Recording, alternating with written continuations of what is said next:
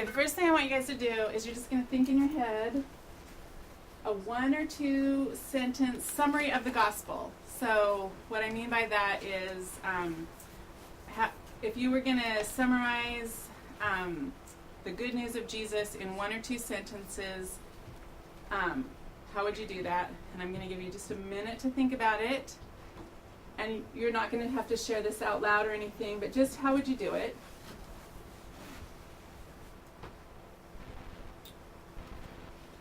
Got it? Okay, so Isaac, go ahead and put that first. Okay, so now I want you to send me that good news. There's all my information right there. You pick away and send it to me, and you've only got like a minute to do it. You guys are like sitting there. Bust out your phones. Come on, let's go. Send it to me. I'm going to use it later. I'm not going to use your name with it, but I just need your summary of the gospel. If you don't have a phone, I'm standing right here. You could come talk to me. You could come tell me. Just you need to communicate your little summary of the gospel to me. Quick, quick, quick. My phone should start. Turn it on. It should start getting messages, right? Maybe. Oh, someone's actually calling me. 681. Okay. So you can finish doing that, and I'm going to come back to that later. Put up the next. Does everyone have what they need? Yeah. And if not, that's okay. Go ahead and put up the next slide. Okay. So we're in Ephesians 4 today, and I am just going to read this. It's kind of long. When I get down to, I'm going to be talking about the part down here. So when I get down there, that's the part you really need to focus on. And this is Paul talking to the Ephesians, and he says, "However, he has given each one of us a special gift through the generosity of Christ. Now these are gifts Christ gave to the church, the apostles, the prophets, the evangelists, and the pastors and teachers. Their responsibility is to equip God's people to do his work and build up the church, the body of Christ.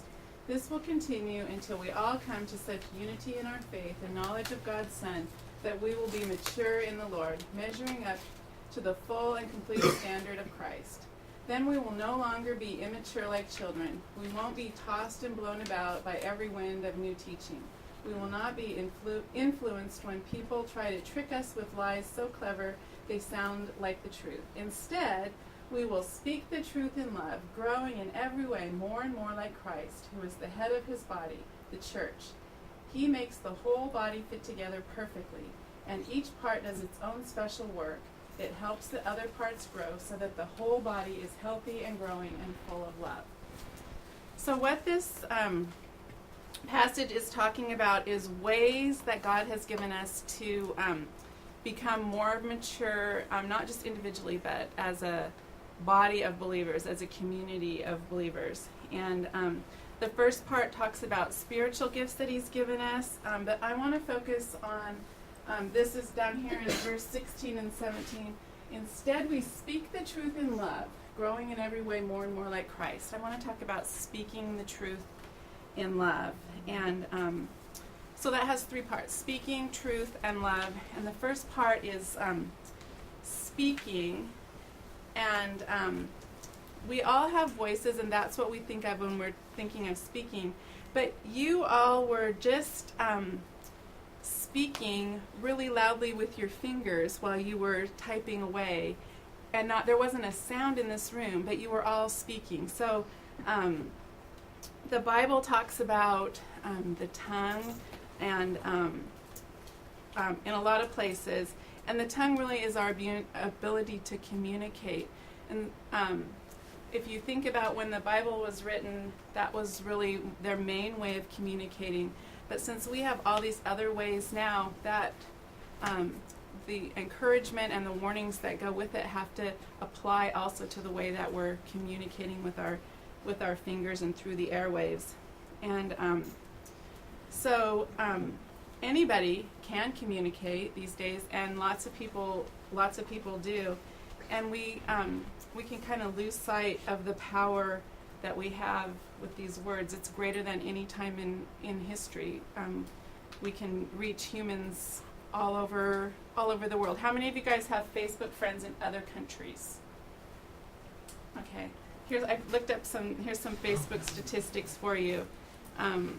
There's more than 8 million active Facebook users.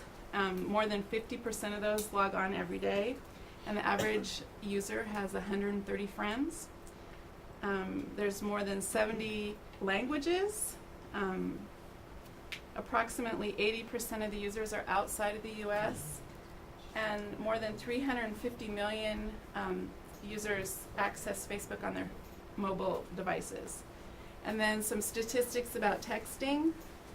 I'll just let you guys throw out a number. How many texts do you think the average teen sends per month? Per month. 1,000? I think it's more. More, it is more. 2,000. It's 2,200 average. So that means an average of 80 texts a day. That's a lot of communication going on. And we don't have to look very far in the Bible to see the danger that all of this communication puts us in, because the Bible's full of encouragement but also of warning about the words that we speak, particularly in the book of James. Slide for in James 3 he says, in the same way the tongue is a small thing that makes grand speeches, but a tiny spark can set a great forest on fire, and the tongue is a flame of fire. It's a whole world of wickedness, corrupting your entire body. It can set your whole life on fire, for it is set on fire by hell itself. Have you ever seen that on Facebook, where a tiny little spark sets off this huge fire of controversy? Or I've seen it, like somebody posts something and then there's like just a fire, and it's probably not always good. And then in Ephesians 4:29, Paul says, don't use foul or abusive language. Let everything you say be good and helpful, so that your words can be an encouragement to those who hear them. So there's lots of warnings and encouragements. And the fact that the Bible has so much to say about it should make us pause and think about it. So how do you speak? Is your heart reflected in what comes out of your fingertips and out to the world? Are they words that are helpful for building up, or are they words that can set a whole forest ablaze with anger and sarcasm? We need to be careful about how we speak, but God calls us to speak, and so God's words aren't meant to frighten us into silence, but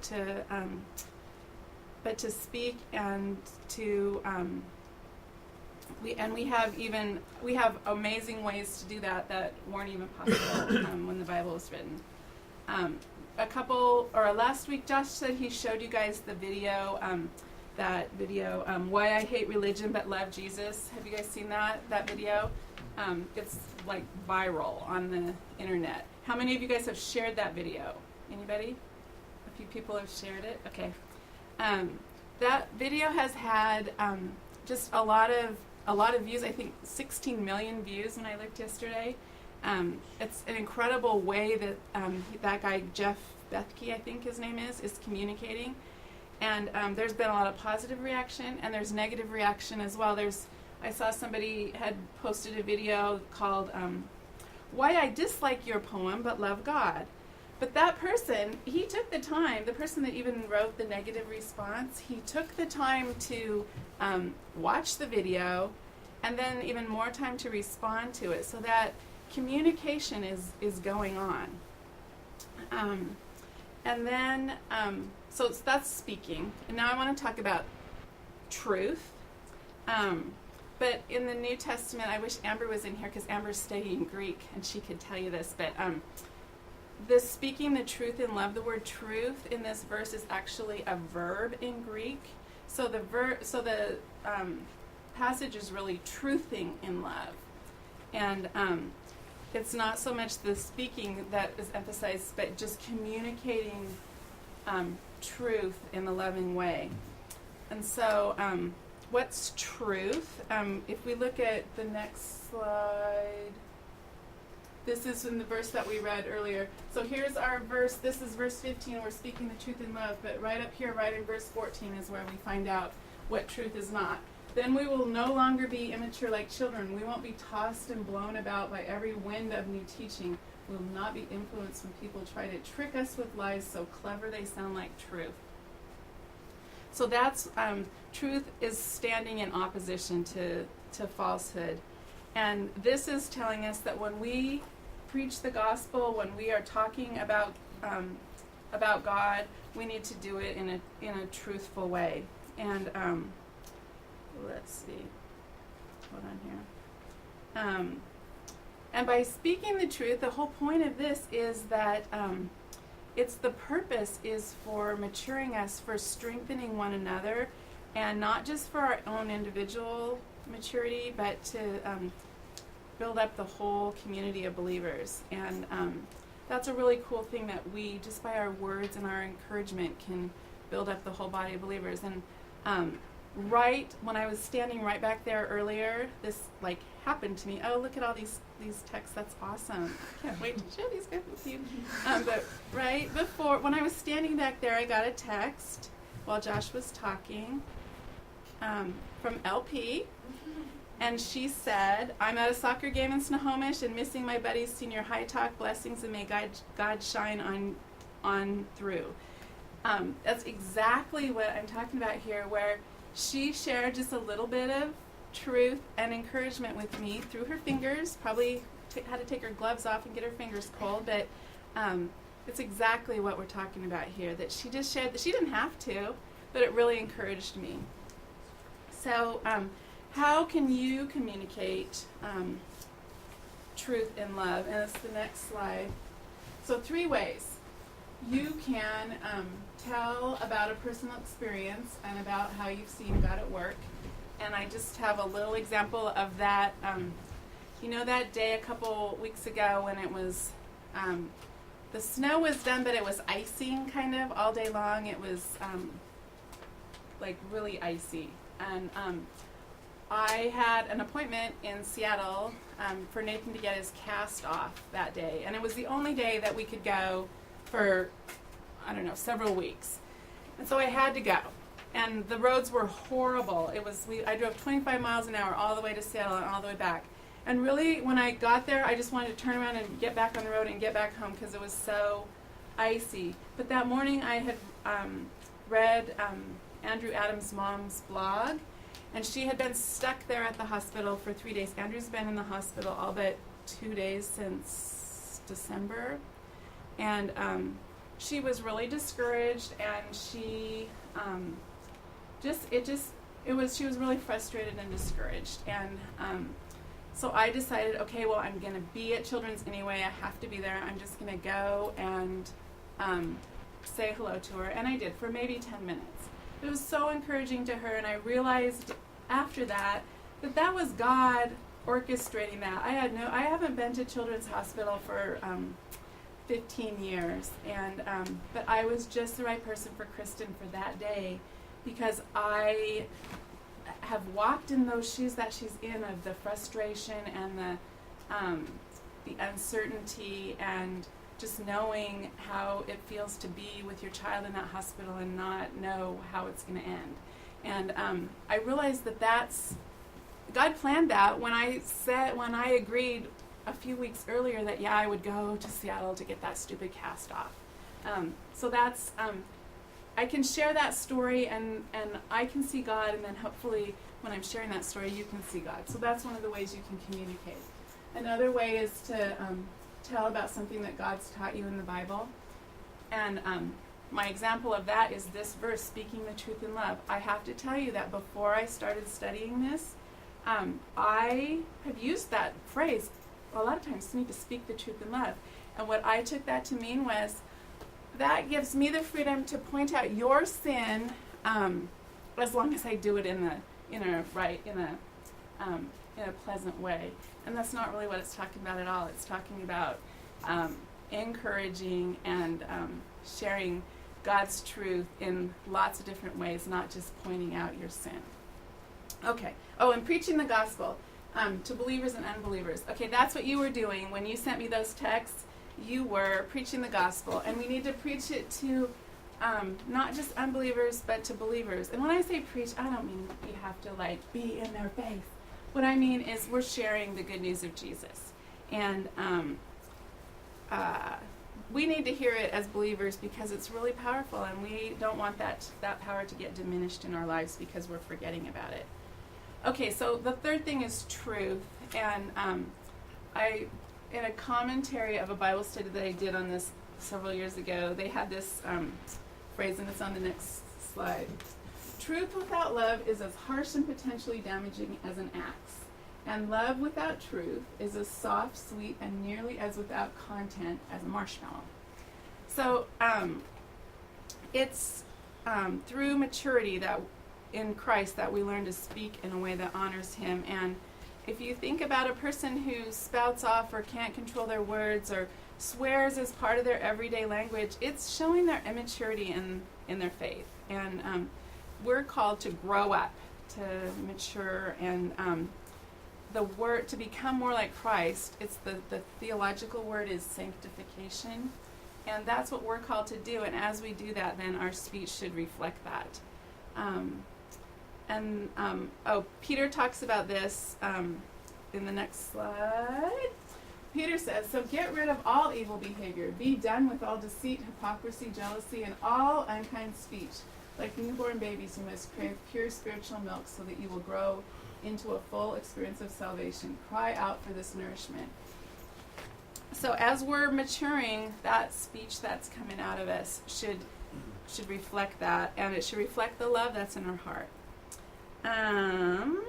Let's go to the next slide, and 3 applications for ways that we can be speaking the truth in love. We can be visible, and now I'm talking about like especially when you're online. There's a lot of ways to be anonymous online, and if you're going that way, you need to ask yourself, what's my motive? Why do I want to be anonymous? If we're visible, it kind of guards our hearts. The second one is be accountable. Can you be Facebook friends with Josh, with me, with Pastor Becky, with Pastor Aaron, or with your parents? Ask yourself, am I honoring God in what I do? And then the third thing is be real. Are you the same person online that you are offline? And if you're not, you need to kind of reconcile those two things. Question your motives and be willing to doubt your motives. My summary is just, and I don't think I made a slide of this, my summary is just 1 Corinthians 16:14, and it's 4 words: do everything in love. And everything, when you're speaking and when you're going on Facebook, when you're looking at a video, do it all in love.